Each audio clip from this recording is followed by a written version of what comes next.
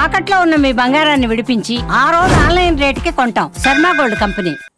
నమస్కారం, welcome to Suman TV. నేను గీతాంజలి. ప్రస్తుతం మనతో పాటు శ్రీ శ్రీ శ్రీ ఆనంద శివకామేశ్వరి సన్నిధానం పీఠాధిపతులు, అమ్మవారి ఉపాసకురాలు శ్రీ శ్రీ శివకామేశ్వరి ఆనందమయ్య అమ్మ ఉన్నారు. మాతాజీతో మాట్లాడదాం. అమ్మ నమస్కారం. నమస్కారం తల్లి.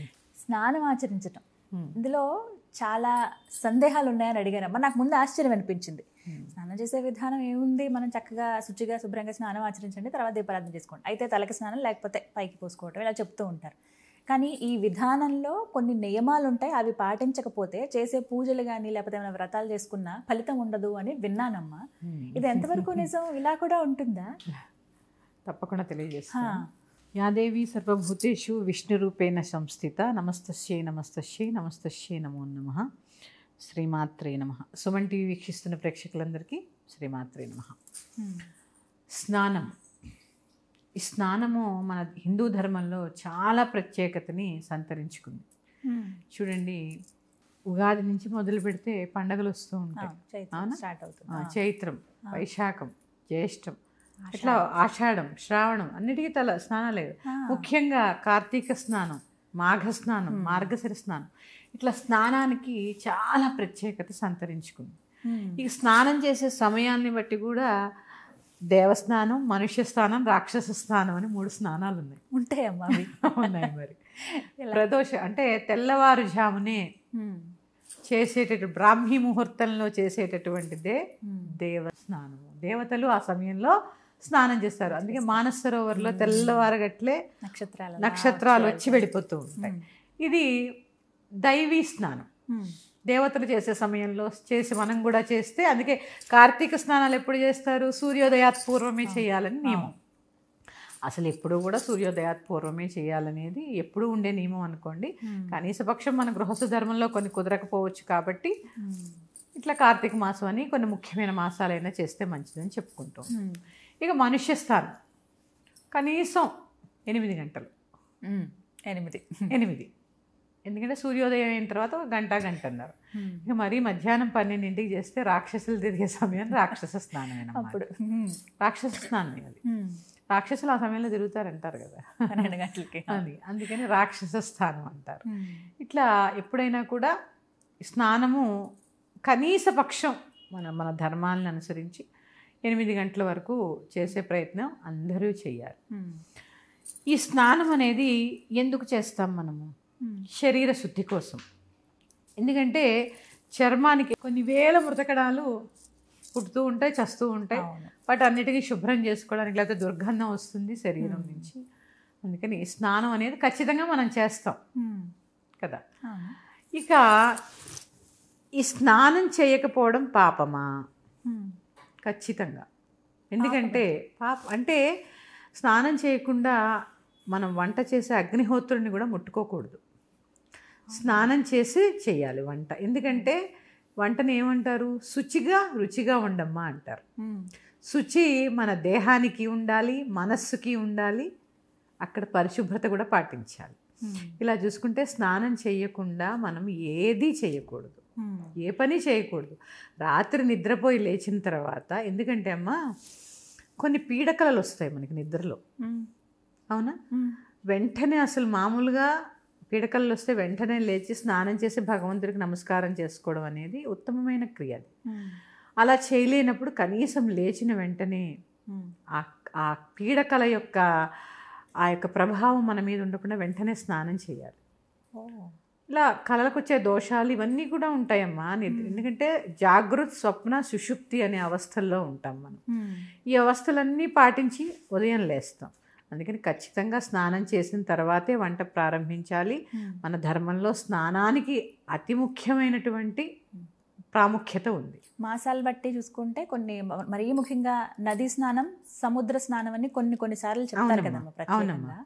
వాటి ఇప్పుడు కొన్ని అంటే చాలాసార్లు అవి కుదరవు. అవును. ఇప్పుడు నది స్నానం చేయటం అంటే అందరికీ అది కుదరదు, సాధ్యం కాదు. ఎంత సముద్రం దగ్గర ఉన్నా కూడా రోజు వెళ్ళి చేయలేము, ఇలా ఉంటాయి. ఇప్పుడు రోజు మనం నిత్యం చేసే ఈ స్నానం ఆచరించేటప్పుడు ఏమైనా మంత్రం ఏదన్నా చెప్పుకోవాలా? అసలు ఏమైనా నియమాలు ఉన్నాయా? తప్పకుండా. నదీ స్నానం చేయలేము. మనం గంగ ఉందనుకోండి అమ్మా, గంగా నది వెళ్ళాలంటే ఏ కాశీయో వెళ్ళాలి అని మన భ్రమ. పాతాళంలో ఉన్నది కూడా గంగే. ఎందుకంటే మనకు మోటార్ వేస్తే వచ్చేది గంగ, పాతాళంలోంచే కదమ్మా గంగ వచ్చేది, పాతాళ గంగ. ఈ గంగని రోజు కూడానమ్మా ప్రతి స్త్రీలు పురుషులనే కాదు, బకెట్తో నీళ్ళు నింపుకుంటాం కదా, చక్కగా ఆ బకెట్లో చేయబెట్టి గంగే యమునే చైవ గోదావరి సరస్వతి నర్మదే సింధు కావేరి జలేస్మిన్ సన్నిధన్ కురు అంటే అన్ని దేవతలని ఆ నీళ్ళల్లో ఆవాహన చేసాం. గంగా, గోదావరి, నర్మద ఇలా అన్ని జలాలని అందులో ఆవాహన చేసి స్నానం చేసేటప్పుడు పాటించవలసిన ముఖ్యమైన నియమం మౌనంగా ఉండడం. ఈ మాట్లాడుతూ స్నానం చేయడం వల్ల మన ముఖ వర్చస్సు తగ్గిపోతుంది అంటారు. అవునమ్మా. అందుకని మౌనంగా చక్కగా ఆ యొక్క నదీ జలాలన్నిటినీ ఆ నీళ్ళల్లోకి ఆవాహన చేసుకొని, స్త్రీలమైతే పసుపు రాసుకుని స్నానం చేసి బాత్రూంలోనే చిన్న కుంకుమ భరణ పెట్టుకుని బొట్టు పెట్టుకుని బయటికి రండి. బొట్టు లేకుండా స్నానాల గదిలోంచి బయటికి రాకండి. ఇది కూడా మన ధర్మం. పసుపు రాసుకోవడం మన ధర్మం. ఎందుకు? క్రిమికీటకాలన్నీ నశిస్తాయి కాబట్టి పసుపు రాసుకోవడం ఒంటికి. తర్వాత సబ్బు రుద్దుకోవడం ఇవన్నీ మామూలే అనుకోండి. కుంకుమ ధారణ చేసి చిన్నగా బయటికి రండి. ఇది ఆ స్నానానికి శక్తిని పెంచుతుంది. పసుపు దేనికి సంకేతం? గురుడు. చూడండి, గురువుకి ఇష్టమైన వస్తువుల్లో రంగు పసుపు రంగు అంటూ ఉంటారు. పసుపు రంగు పువ్వులు, పసుపు రంగు పళ్ళు సమర్పిస్తూ ఉంటారు.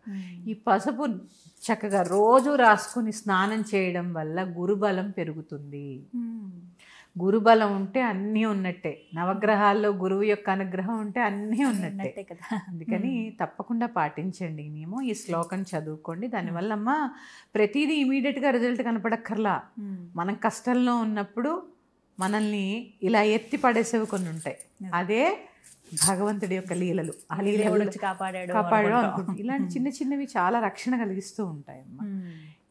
ఇది స్నానం చేయడంలో కొన్ని నియమాలు. ఇక నదీ స్నానాలు ఎలా చేయాలి? సముద్ర స్నానం కానీ నదీ స్నానం కానీ. నదీ స్నానం కానీ ముఖ్యంగా సముద్ర స్నానం చేసినప్పుడు మాత్రం ముందు ఇంటిలో చన్నీటితో స్నానం చేసి స్నానానికి వెళ్ళాలి. నదీ స్నానం చేసినా కూడా అంతే. ఎందుకంటే అవి పవిత్రమైన జలాలు. నదులంటే మనం ఈ మురికి శరీరంతో ఒక 10 సార్లు బాత్రూమ్కి వెళ్ళొచ్చి ఆ నదీ స్నానాల్ని మనం అపవిత్రం చేయలేము. సముద్ర స్నానానికి వెళ్ళినప్పుడు మాత్రం ఖచ్చితంగా ఇంట్లో స్నానం చేసి అక్కడికి వెళ్ళి దంపతులైతే దంపత సమేతంగా చెయ్య పట్టుకుని ములగాల్సిందే. ఆ సంకల్పం చెప్పుకోవాలి. అది కూడా నియమం. సంకల్పం చెప్పుకోవడం నియమం. నేను ఫలానా గోత్రము ఫలానా భగవంతుడికి తెలుసు అయినా కూడా మన సాంప్రదాయం కదా సంకల్పం చెప్పుకోవడం. ఆ సంకల్పం చెప్పుకోవడము, అక్కడికి సూర్యుడికి ఆ నీళ్ళల్లోనే అర్ఘ్యం వదులుకోవడము మగవారు, ఇవన్నీ కూడా నియమాలు. తర్వాత గోచి పెట్టుకుని స్నానం చేయడం అనేది చాలా చాలా అవసరం. ఎందుకంటే ఇంక నేను అది సభాముఖంగా కొన్ని తెలియచేయలేను. గోచి పెట్టుకుని స్నానం చేయడం కూడా చాలా మంచిదమ్మా. ఈ నడుము భాగం నుంచి కింద భాగాలు ఏవి కూడా, ఎందుకంటే నీళ్ళల్లో జీవశక్తి ఉంటుంది. నీరు అంటే నారాయణుడే నీరు. నారాయణ అంటే అర్థం తెలుసా అమ్మ? నీరు అని అర్థం. ఇది మళ్ళీ మనం ఒకసారి ప్రత్యేకంగా చెప్పుకుందాం. అందుకని ఇలాంటి కొన్ని నియమాలు చేసి పాటించి సముద్ర స్నానం అయిపోయి ఇంటికి వచ్చాక మళ్ళీ స్నానం చేయాలి. మళ్ళీ చల్లనీటితో స్నానం చేయాలి, వేడి నీటితో కాదు. అలాగే సముద్రంలోకి వెళ్ళేటప్పుడు మా అమ్మమ్మ వాళ్ళు చెప్పేవారు, ఇసుక కాకుండా మట్టి తీసుకెళ్ళి ఒక గుప్పెడ వేయాలట సముద్రంలో. అలా అంటే మా చేత మాకు సముద్రం దగ్గరలో ఉండేది. స్నానానికి తీసుకెళ్ళినప్పుడు మా అమ్మమ్మ గారు వాళ్ళు చెప్తూ ఉండేవారు, మట్టి తీసుకెళ్ళి సముద్రంలో వేసి స్నానం చేసి రండి అమ్మా. ఎందుకమ్మా దీనికి కారణం? అది అంటే ఎందుకు అనేది నేను అడగలేదు అప్పుడు, కానీ అలా పాటించడం ఉత్తమం అని తర్వాత తెలిసింది నాకు. ఎందుకు అని అడగాలని నాకు అనిపించలేదు, నేను కనుక్కుంటాను. అదంటే చెప్తా అలా వినేవాళ్ళు, అంటే కొన్ని ఫాలో అయిపోయేవాళ్ళు అంతే. అంతే. ఇవి స్నానానికి నియమాలు. నదీ జలాలు అనేటటువంటివి సముద్రం, ఎందుకంటే సముద్రంలో కూడా అన్ని నదీ జలాలు వచ్చి సముద్రంలో కలుస్తాయి కదమ్మా. ఎంత పవిత్రమైన సముద్ర స్నానం. పైగా ఇంకో నియమం ఉందమ్మా, సముద్ర స్నానం 10 నిమిషాలకు మించి కూడా చేయకూడదంటారు. అంతే. అసలు గంటలు ఆడుకుంటూ 10 నిమిషాలకు మించి. నది స్నానానికి వెళ్ళినప్పుడు ప్రత్యేకంగా పౌర్ణమి తిథుల్లో ఇలా స్నానాలకు వెళ్తూ ఉంటారు కదా, అవును. అలాంటి తిథుల్లో వెళ్ళినప్పుడు కొన్ని పాటించండి, మనకే మేలు జరుగుతూ ఉంటాయి కదా. ఎందుకని ప్రశ్నించే కంటే కొన్ని పాటిస్తే చాలా మంచిది, అంతే. పెద్దల మాట చద్దన్నం మూట. అందుకని అందరూ పాటించండి. ప్రత్యేకంగా స్నానాలు చేసినప్పుడు మాత్రం వర్ణ వర్గ విభేదం లేకుండా, పూర్వం అందరూ గోచి కట్టుకునేవారు కదా, అందుకని స్నానం చేసేటప్పుడు గోచి ధరించండి. భార్యాభర్తలు ఉంటే చక్కగా ఇద్దరు కలిపి స్నానం చేయండి, భగవంతుడికి నమస్కారం చేసుకోండి. మగవాళ్ళు సూర్యోదయం అయితే అర్ఘ్యం ఇచ్చుకోండి. ఇలాంటివి చేయడం వల్ల సమయం ఉందమ్మా నదీ స్నానాలకు, సముద్ర స్నానానికి? నదీ స్నానాలు తెల్లవారుజామునే చేయాలనేది నియమం అమ్మ, సూర్యోదయాత్ పూర్వమే చేయాలనేది నియమము. కానీ అన్నీ మనం దూర ప్రాంతాల నుంచి వెళ్ళినప్పుడు కొన్ని కుదరకపోవచ్చు, కానీ అలా అని మానేయద్దు. చేయడంలో ఇలాంటి నియమాలు పాటిస్తూ చేయడం అనేది చాలా ఉత్తమమైనవి. దీనివల్ల స్నానము మనలోని వర్చస్సుని పెంచుతుంది. శరీరంతో పాటు జలం ద్వారా మన కొన్ని శుభ్రం అవుతాయి ఖచ్చితంగా. ఆ పౌర్ణమి స్నానం ఉందనుకోండి అమ్మా, పౌర్ణమి రోజు చంద్రుడు 16 కళ్ళతో ఉంటాడు, చల్లగా ఉంటాడు. ఆ యొక్క తరంగాల వెన్నెలంతా ఏమవుతుంది, నీళ్ళల్లో పడి, చంద్రుడు దేనికి కారకుడు, ఔషధాలని పెంచుతూ ఉంటాడు. ఆ జలం ఔషధం అవుతుంది. అందుకనే స్నానాలు పెడతా. ఔషధ స్నానం చేయడం వల్ల ఏమవుతుంది, రోగాలు నశిస్తాయి. మంచిదే కదా శరీరం. అందుకని స్నానం చాలా ప్రత్యేకతమ్మా మన ధర్మంలో. అందరూ ఇలాంటి చిన్న చిన్న నియమాలు పాటించుకుంటూ భగవంతుడి కృపకు పాత్రలు కండి. శ్రీమాత్రే నమః. మరి యొక్క అంశంతో మీ ముందుకు వస్తాను. స్వస్తి. నమస్తే.